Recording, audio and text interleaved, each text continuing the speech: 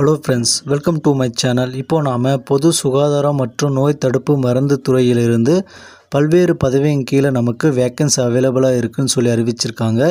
இப்போது இந்த வீடியோவில் இந்த நோட்டிஃபிகேஷனை பற்றி டீட்டெயில்டாக நம்ம பார்ப்போம். எவ்வளோ வேக்கன்சி இருக்குது, என்ன வகையான பணியின் கீழே அதெல்லாம் அறிவிச்சிருக்காங்க, education qualification, age qualification, monthly salary, இப்படி சொல்லி டீட்டெயில்டாக பார்ப்போம். அதுக்கடுத்து இந்த வேலைக்கு நாம் எப்படி அப்ளை பண்ணலாம் அப்படின்னு சொல்லி டீட்டெயில்டாக பார்ப்போம். அதுக்கு முன்னால் நம்ம சேனலை சப்ஸ்கிரைப் பண்ணிக்கோங்க, மறக்காமல் பெல் பட்டனையும் ஆன் பண்ணி வச்சுக்கோங்க. இந்த வீடியோக்கு லைக் பண்ணி உங்கள் ஃப்ரெண்ட்ஸுக்கும் ஷேர் பண்ணுங்கள்.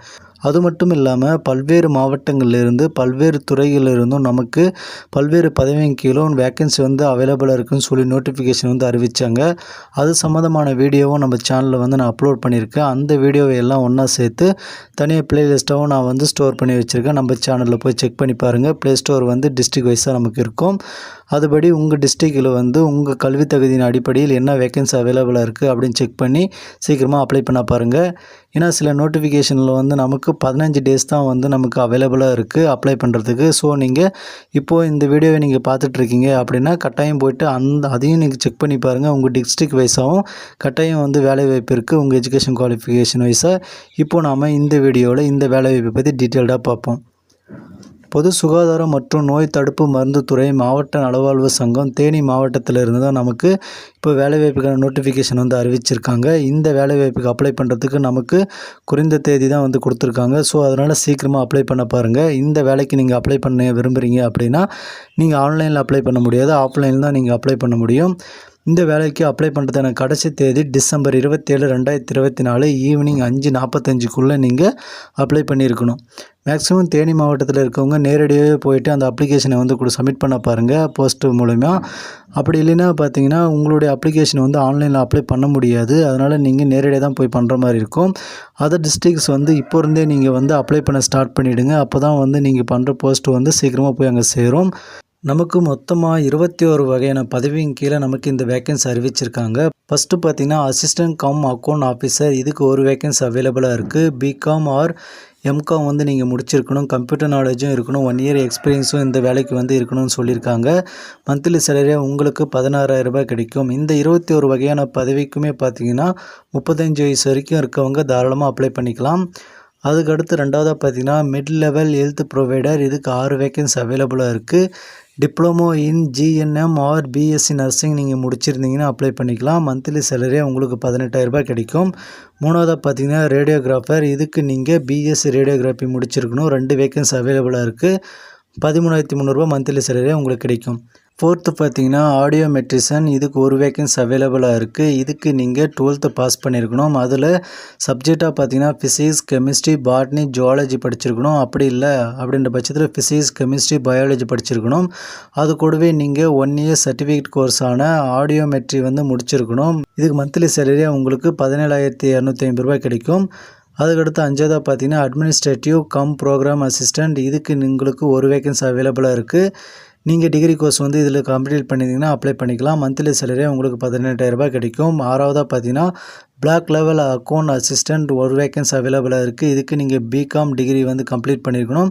அது கூடவே பார்த்தீங்கன்னா உங்களுக்கு கம்ப்யூட்டர் நாலேஜ் வித் டேலி இருக்கணும்னு சொல்லியிருக்காங்க. ஏழாவதாக பார்த்தீங்கன்னா டென்டல் அசிஸ்டண்ட், இதுக்கு ஒரு வேக்கன்சி அவைலபிளாக இருக்குது. இதுக்கு நீங்கள் 10th பாஸ் பண்ணியிருக்கணும். 2 இயர்ஸ் எக்ஸ்பீரியன்ஸும் கேட்டிருக்காங்க. எட்டாவதாக பார்த்தீங்கன்னா தெரப்பி அசிஸ்டண்ட், மேலுக்கு ஒரு வேக்கன்சி கொடுத்துருக்காங்க. டிப்ளமோ இன் நர்சிங் தெரப்பியில் நீங்கள் முடிச்சிருக்கணும். சித்தாவில் 15,000 ரூபாய் மந்த்லி சேலரியாக கிடைக்கும். 9வது போஸ்டிங் பார்த்தீங்கன்னா டிரைவர், இது நமக்கு மொபைல் யூனிட்லேருந்து அறிவிச்சிருக்காங்க. அதாவது மொபைல் மெடிக்கல் யூனிட்லேருந்து அறிவிச்சிருக்காங்க. மொத்தமாக உங்களுக்கு ஒரு வேக்கன்சி இருக்குது. 8th பாஸ் பண்ணி நீங்கள் ஹெவி டிரைவிங் லைசன்ஸ் 2 இயர்ஸ் எக்ஸ்பீரியன்ஸோடு இருந்தால் நீங்கள் அப்ளை பண்ணிக்கலாம். அதுக்கடுத்து பார்த்தீங்கன்னா உங்களுக்கு மல்டி பர்பஸ் ஹெல்த் ஒர்க்கர், இது உங்களுக்கு அர்பன் ஹெல்த் வெல்ஃபேர் சென்டர்லேருந்து அறிவிச்சிருக்காங்க. 2 வேக்கன்சி அவைலபிளாக இருக்குது. 8th பாஸ் பண்ணியிருக்கணும்.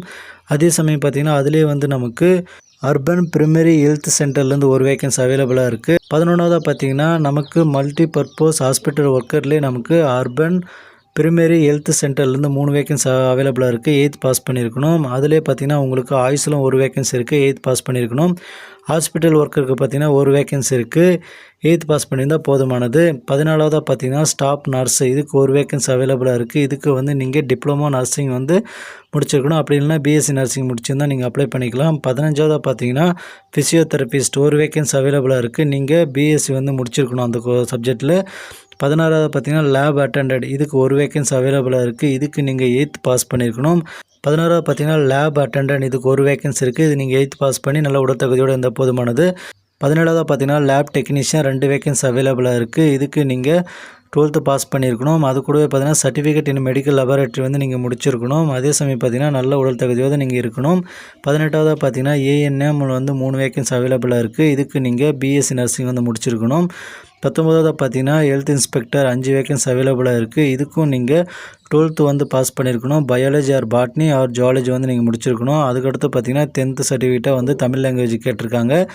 அதுக்கடுத்து நீங்கள் must process 2 years of multipurpose health worker மேலு ஹெல்த் இன்ஸ்பெக்டர் இந்த கோர்ஸ்லாம் நீங்கள் முடிச்சிருந்தீங்கன்னா அப்ளை பண்ணிக்கலாம். 20வது பார்த்தீங்கன்னா டிஸ்ட்ரிக்ட் குவாலிட்டி கன்சல்டன்ட், இதுக்கு ஒரு வேக்கன்சி அவைலபிளாக இருக்குது. இதுக்கு பார்த்தீங்கன்னா பேசிக் டிகிரியை வந்து dental, AYUSH, nursing, social science, life science graduate with post graduate வந்து கேட்டிருக்காங்க. 2 வருஷம் எக்ஸ்பீரியன்ஸும் கேட்டிருக்காங்க.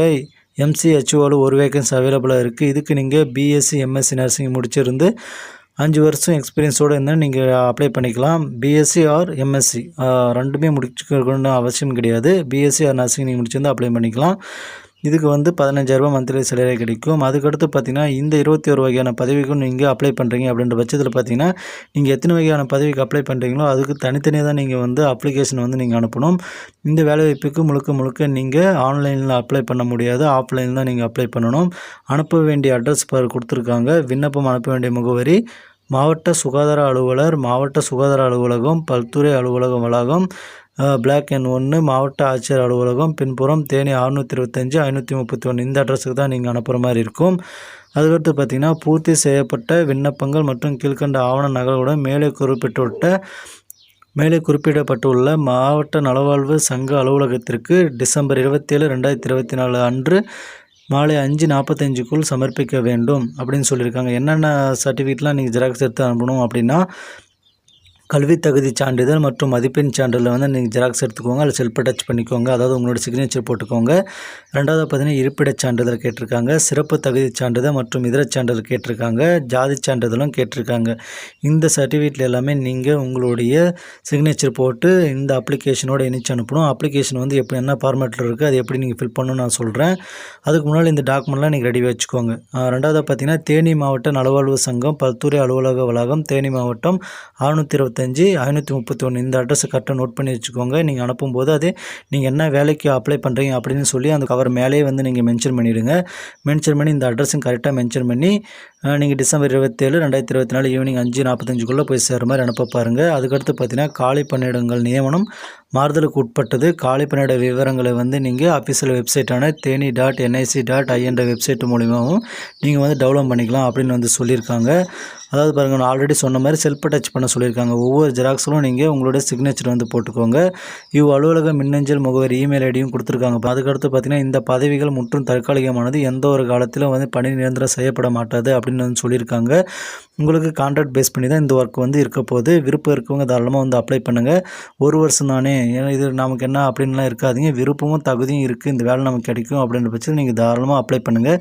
கண்டிப்பாக கிடைக்கும் வாய்ப்பு இருக்குது. ஏன்னா கிடைச்சி நிறைய பேர் எனக்கு என் ஃப்ரெண்ட்ஸே வந்து இதில் போயிருக்காங்க கேர்ள்ஸு. அதனால் நீங்கள் தாராளமாக அப்ளை பண்ணுங்கள். இதுக்கு அடுத்து பார்த்தீங்கன்னா நீங்கள் அப்ளை பண்ண வேண்டிய அப்ளிகேஷன் ஃபார்மேட் பார்த்தீங்கன்னா உங்களுக்கு இந்த மாதிரி தான் இருக்கும். நீங்கள் அப்ளிகேஷன் ஃபார்மில் ஃபஸ்ட்டு பார்த்தீங்கன்னா மாவட்ட நலவாழ்வு சங்கம் தேனி மாவட்டம் ஒப்பந்த அடிப்படையில் முற்றிலும் தற்காலிகமாக பணியிடங்களுக்கான விண்ணப்பம் அப்படின்னு சொல்லி மென்ஷன் பண்ணியிருக்காங்க. அதில் நீங்கள் எந்த வேலைக்கு அப்ளை பண்ண போகிறீங்களோ அந்த ஜாபை வந்து நீங்கள் கரெக்டாக மென்ஷன் பண்ணிக்கோங்க. மென்ஷன் பண்ணிவிட்டு பக்கத்துலேயே பார்த்தீங்கன்னா உங்களுடைய ரீசன்ட் பாஸ்போர்ட் சைஸ் ஃபோட்டோ வந்து பேஸ்ட் பண்ண சொல்லியிருக்காங்க. கரெக்டாக பேஸ்ட் பண்ணிக்கோங்க. அதுக்கடுத்து பார்த்தீங்கன்னா விண்ணப்பிப்பவர் பெயர், அதாவது விண்ணப்பதாரரின் பெயர், அதுக்கடுத்து பார்த்தீங்கன்னா விண்ணப்பிக்கும் பதவியின் பெயர், தந்தை, கணவர் ஆர் பாதுகாவலரின் பெயரை மென்ஷன் பண்ணிக்கோங்க. பிறந்த தேதி மற்றும் வயது கேட்டிருக்காங்க. கல்வி தகுதி வந்து என்னன்னு மென்ஷன் பண்ணி அதுக்கு வந்து என்ன அதோடைய நம்பர்லாம் கேட்டிருக்காங்க பாருங்கள், சர்டிஃபிகேட் நம்பர் எல்லாமே அதையும் கரெக்டாக மென்ஷன் பண்ணிக்கோங்க. இந்த சர்டிஃபிகேட் எல்லாமே நீங்கள் ஜெராக்ஸ் பண்ணி செல்ஃப் அட்டாச் பண்ணி நீங்கள் இந்த அப்ளிகேஷனோட இணைச்சி தான் அனுப்பணும். அதுக்கடுத்து பார்த்தீங்கன்னா ஆதார் எண் வந்து கேட்டிருக்காங்க, அதையும் கொடுங்க. அதோட ஜெராக்ஸும் நீங்கள் அனுப்பணும். ஜாதி சான்று கேட்டிருக்காங்க, அதோட எண்ணை வந்து கரெக்டாக கொடுத்து அதோடைய ஜெராக்ஸும் நீங்கள் அனுப்பணும். அதுக்கடுத்து உங்களுடைய கைபேசி எண், மின்னஞ்சல் முகவரி வந்து கரெக்டாக கொடுங்க. 9வது பார்த்தீங்கன்னா முன் அனுபவம் ஏதேனும் இருப்பின் அதற்குரிய சான்றிதழ் நகலும் கேட்டிருக்காங்க. அந்த சர்டிஃபிகேட் நம்பரை மென்ஷன் பண்ணி அதுக்கான ஜெராக்ஸை வந்து ஜெராக்ஸ் எடுத்து அதுக்கு பின்னாடி வந்து உங்களோட செல்ஃபை டச் பண்ணி அனுப்புங்க. அதுக்கடுத்து பார்த்தீங்கன்னா, உங்களோட நிரந்தர முகவரி, தற்காலிக முகவரி வந்து கரெக்டாக மென்ஷன் பண்ணிக்கோங்க. இடம், டேட் வந்து மென்ஷன் பண்ணி லாஸ்ட்டாக உங்களுடைய சிக்னேச்சர் போட்டால் போதுமானது. மறக்காமல் உங்களுடைய செல்ஃபை டச்சை வந்து என்னென்ன நீங்கள் டாக்குமெண்ட்லாம் ஜெராக்ஸ் எடுத்து அனுப்புகிறீங்களோ அதில் எல்லாமே வந்து மென்ஷன் பண்ண பாருங்கள். அப்போ தான் வந்து அது செல்லுபடியாகும். இல்லைன்னா வந்து அவங்க ரிஜெக்ட் பண்ண அதிகமான வாய்ப்பு இருக்குது. ஸோ வந்து எல்லாமே வந்து கரெக்டாக ரெடி பண்ணிவிட்டு அப்ளை பண்ணுங்கள். மறக்காமல் இந்த வீடியோவுக்கு லைக் பண்ணுங்கள், உங்கள் ஃப்ரெண்ட்ஸுக்கும் ஷேர் பண்ணுங்கள். சேனலை சப்ஸ்கிரைப் பண்ணி பெல் பட்டனையும் ஆன் பண்ணி வச்சுக்கோங்க. அப்போ தான் நான் போடுற வீடியோ உங்களுக்கு நோட்டிஃபிகேஷனே கிடைக்கும். Okay friends, thank you.